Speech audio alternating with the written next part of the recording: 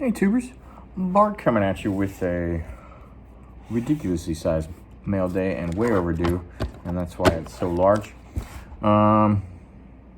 Shooting from a little different venue in the house right now, so hence the non-sports oriented backdrop, I guess. But I shot a video like a week ago, and I was trying to just have the camera and the phone facing the other way, and it was just gonna all be hands and cards, and somehow the video came out upright with just black sides. I didn't want y'all to have to suffer through that, so I will try to go through these big ass stacks quickly, but I'm not making any promises on that. First up, kind of got two stories to go along with this, one short, one long. Redemption time. Panini sent me my redemption from 2017 Kyle Shanahan coach's ticket. I was pretty excited about that. I didn't hit that in a break. The only time I've ever bought a redemption little card on eBay and then redeemed it. And I think I bought it for about $40 then. I don't know what these are going for now. Well over 100, so, decent. But it took a good number of years for it to actually show up. And it finally did, so really excited about that. And it looks money in the bank. And 2017s are tough. Kind of soft-ish borders and stuff like that. Well, now that I look at it, the back doesn't look fantastic, but I'm going to sub it anyway. But the front looks fantastic. So happy to have that one. It'll get a sub. So 5.5 years-ish later, got the coach's ticket. Meanwhile, here's where the story comes in. I've only done 2 redemptions with Panini ever. I'm not a fan of that process or anything. I think it is complete horseshit.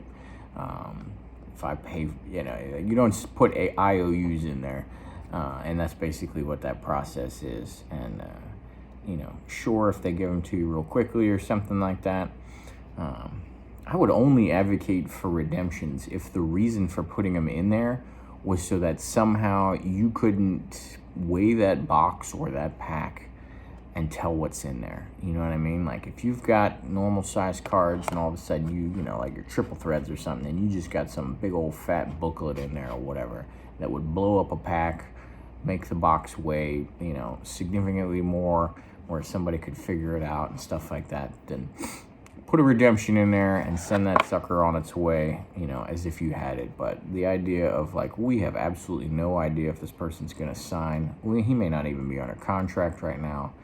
I am not down with that. But anyway, the other redemption from 2015 is a Denard Robinson, if anybody remembers him. He's a scrambling quarterback out of Michigan, played with his shoes untied all the time, went to the Jaguars. I hit one, and since it was my first ever redemption, I was like, I'll play this game, see how long it takes. All right, so we're talking 2015. And when I went looking for this, because I had long forgot about that Denard Robinson. He never made anything, so it wasn't something I was looking for, and it's obviously not our head coach or somebody significant on the Niners. But it said a closed ticket right there on under this one. And this one never gave me tracking info or never told me anything besides, they're making a shipping label, but it showed up without them ever updating that status. But I saw the Denard Robinson one closed, and it had a little box off to the right-hand side that said track. Okay, click, and I'm looking at it right now, and Panini literally sent that redemption around the world. 2015, I move a lot. I move every 2 years, so I'll give that caveat. But I would have lived in 2015, Oklahoma. I would have lived in Oklahoma at the time. And so I pull up this tracking history, and in December of this year, the first thing on the tracking history for this return says FPO AP as the mailing address. That is Fleet Post Office, AP, as far as I'm aware, stands for Pacific, because I used to have an APO-AP address back in like 2005. But that APO is the Army one. So Fleet Post Office. I've never been in the Navy, never had a Fleet Post Office address. I sure as heck didn't put it in as my mailing address to Panini, and obviously they knew what it was because they sent this here because I updated it, right? So from there, it went, when it got clicked return to sender, it arrived at the Military Post Office at Moody Air Force Base, Georgia. I have never lived on Moody Air Force Base, Georgia. I was stationed there, but I have not been stationed there since 2010. And clearly I did not enter that address when I set up a Panini account somewhere circa 2014, 2015, I guess. So it was delivered to that, it took about a month after it was returned to sender from FPO, the Fleet Post Office, to get there to Moody. A day later, it got clicked return to sender and went to Quantico, Virginia. And then from Quantico, it went to Portland, Oregon. And then from Portland, Oregon, it went to the Northwest Rochester, New York distribution center. So just bouncing coasts at that point. From there, it sat there for about 3 weeks. And so we talked to, it took a month. At the end of January, it got to Moody in Georgia. Early February, it was in Portland, Oregon. About a week later, it was in New York. It sat there, and then it arrived in Pasadena, California on March 2nd. And 2 days ago, it departed Pasadena, California, and it doesn't say where it's going. It's just moving through the network. So, sending it around the world. We'll see if it ever shows up. Who knows what address they were trying to get it to, but obviously they have my up-to-date address. So, I'll try not to go too much on the stories from the remainders. Well, let's see what we got. Got some Nationals in. Got to keep the hype going myself. We are rocking a AAA roster this year. So it is going to be an ugly year to be a Nationals fan. But that also means you can get some pretty cool cards for good prices. And then you can kind of just hope for the best. So picking up me a little run of triple threads from last year, is it's a beautiful design. And I can get these golds out of 25 for steals. So I got the Luis Garcia, excuse me. Got the nice little arm pinstripe there with the auto out of 25. He actually has been doing pretty well, batting average and stuff like that. But this guy is the one that is showing me how the WAR metric is, insufficient. If you were on a shit team, you're not going to be on base in opportunities to, get RBIs. If there's no good hitters behind you, you're not going to be on base with opportunities for other people to get, bat you in and score runs.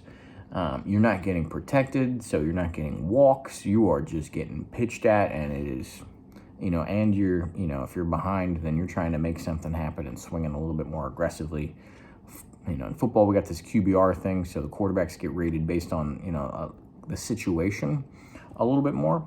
And I don't know if there's a baseball metric for that. There may be, because there's no shortage of baseball metrics out there.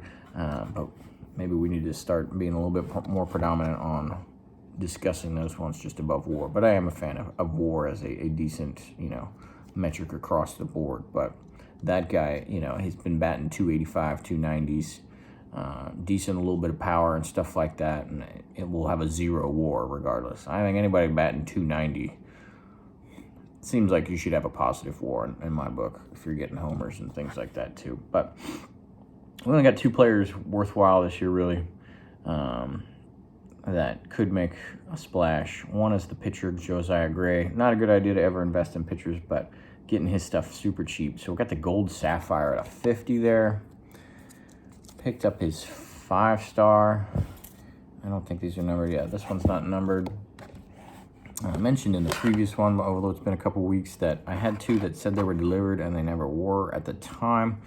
That's because somehow they clicked as delivered, even though that was the day they got mailed, apparently. So got a Steve Spurrier. This is the second one, because as soon as I clicked purchase on this one, I found real soon afterwards a 2-color one. So I got the 2-color one instead.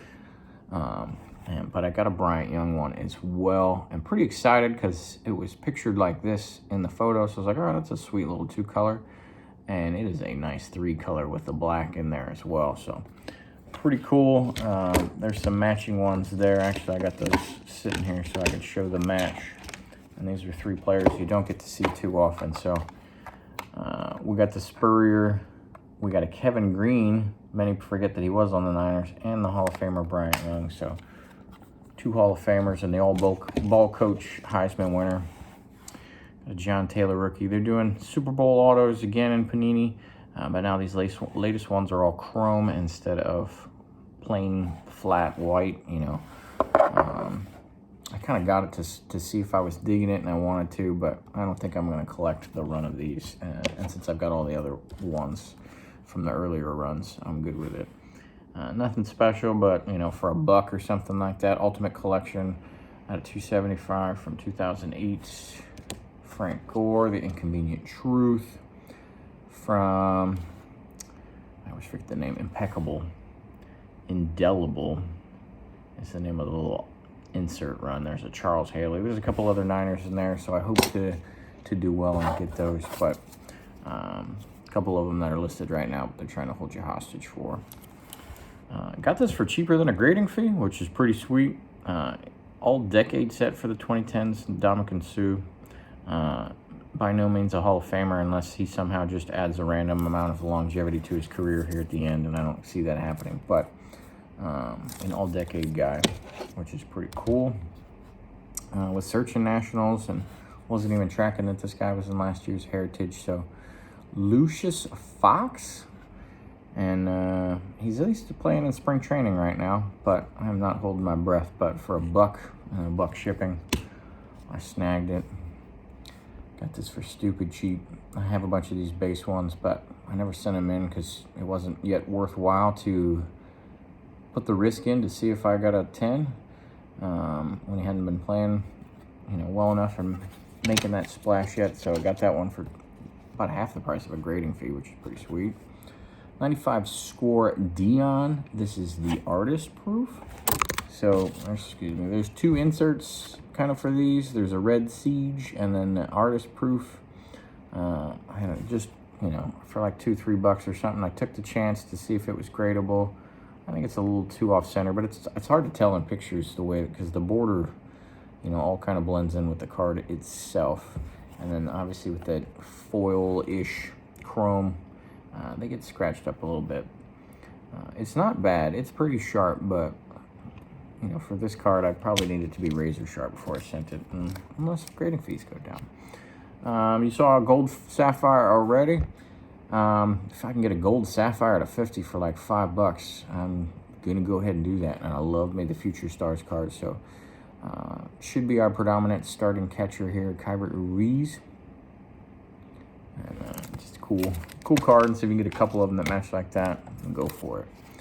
I am a sucker for triple threads, have been for a long time, and I've been kind of focusing on out of 9s because they're gold and I like that, but then there's some consistency, and the out of 9s typically have more colors and often multicolored patches. I've not found a Scherzer of a normal print run that have double, you know, 2-color patches themselves, but I found one that at least had different colors of patches overall out of 9. So I had a couple out of 18s and I think out of 27 similar to this. They were like 200 strikeout ones and stuff like that. This one's for the 2,500 strikeouts that he's got. So I got a good number of triple threads Nationals that will match that. The other guy, up and comer potentially for the Nationals, you know, the pitcher Josiah Gray, and then C.J. Abrams, the shortstop. So most of his rookie cards 2022 came from the Padres. He was, when we traded off all of our stars, we got a whole crop of youngins, and he was one of them, but got lucky enough that a couple of the late issued cards are in Nationals uniforms, as he did get a little bit of a call up at the end last year. So glad he's got some rookies in the Nationals. This is a triple threads. I think the gold was out of 99 and the guy wanted like $20, and I was like, I can't do that when this guy is selling a citrine version out of 75 for like $9. So good deal on that. This was not $9, but wanted this one for the PC, and this one looked fantastic. So got the Marshawn Lynch PSA 10. Forget what I looked at the pop of that one was. I want to say it was like 68 or something like that, which isn't too high, a pop in 10. So thought it was wise. You know, one play away from having 2 Super Bowl rings. He's got 10,000 career yards, decent amount of touchdowns, decent amount of Pro Bowls. I think it's about 5 of them or something like that. And then well-known, very likable, and in memorable runs. Obviously, what do they call it? That earthquake run against the Saints and stuff like that. So, you know, could be a future Hall of Famer there. I think he'll get in someday. So, happy to pick that one up. Gold triple threads again. This is the Nelson Cruz out of 25. So pretty cool there. Crap, there's a tape on this one. Let's take it off real quick. But thankfully it is painter's tape. Shout out to all those people that continue to use painter's tape instead of other stuff. This is the Josiah Gray out of 50 auto from Finest. Random Football Hall of Famer there. First ballot guy, Ted Hendricks. Sharp PSA 7, nothing too special there, but a nice set filler and a good looking card. Got this out of a face group one. It was almost about even with what you see them on eBay, but when you don't have to pay taxes and, you know, the shipping was already included in the price, you end up saving about 10, 15 bucks, which is pretty cool. So Merton Hanks National Treasures out of 49. Just you know, great all-pro for us back in the day. Happy to have a nice auto of him. And then I got a 4 Sharp Corners mail day in. Been doing a little consignments here and there. Purging, I don't want to say some riff-raff cards, but some slightly lesser cards. Things that I picked up, you know, I kind of like that. Let's see it. And then I didn't fall in love with it, or, you know, just for the long run, hey, didn't make a display, and why do I need a random PSA 9 or low-end PSA 10 sitting in a shoebox forever? So I've been purging some of those here and there. Got to send off another one tomorrow. And in this current one, there was a couple of 9s that I purged, but I still like the cards. And I was like, well, let me pick up the 10s instead. It's, you know, when it's in a downtime, you want the 10s. The 9s aren't worth it quite as much. So, one that I didn't have at all and just always wanted, got the Ken Griffey Toys R Us PSA 10. There's actually some pretty neat Toys R Us ones. I would love to have like a little 5-6 card set of the key ones, but some of them go for pretty pennies, like Bo Jackson and such, and are hard to find and probably not worth it to me. But I have the Ken Griffey, and I already had the Barry Bonds, so that's pretty cool. But I've always liked that Ken Griffey a lot, so glad I finally pulled the trigger on that one. One I had a 9, and I just wanted to pick up the 10. The Randy Johnson rated rookie, sucker for rated rookies. McGuire, this is an upgrade. The Bo Jackson, got the upgrade, got it in a 10. Another upgrade, this is an All-Star Cup.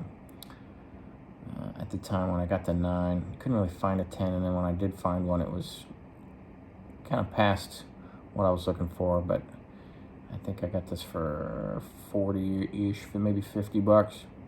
And a PSA 10, can't beat that. All-Star Cup of Chipper Jones. And the mid-90s All-Star Cups, there's not that many good ones to get, so happy to get that one. And this one is not a 10, but the 9 is a solid card nonetheless. And happy to add it to my little late 80s, early 90s rated rookie little mini PC there.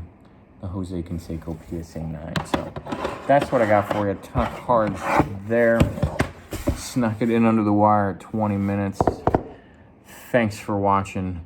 Sorry it took so long to film one. It's been a busy time period, as I'm sure you all can understand. We all live those real lives, and when we can get away and get to the hobby, we do it, but it doesn't always pop up as often as we want. But thanks for watching. Until next time, later.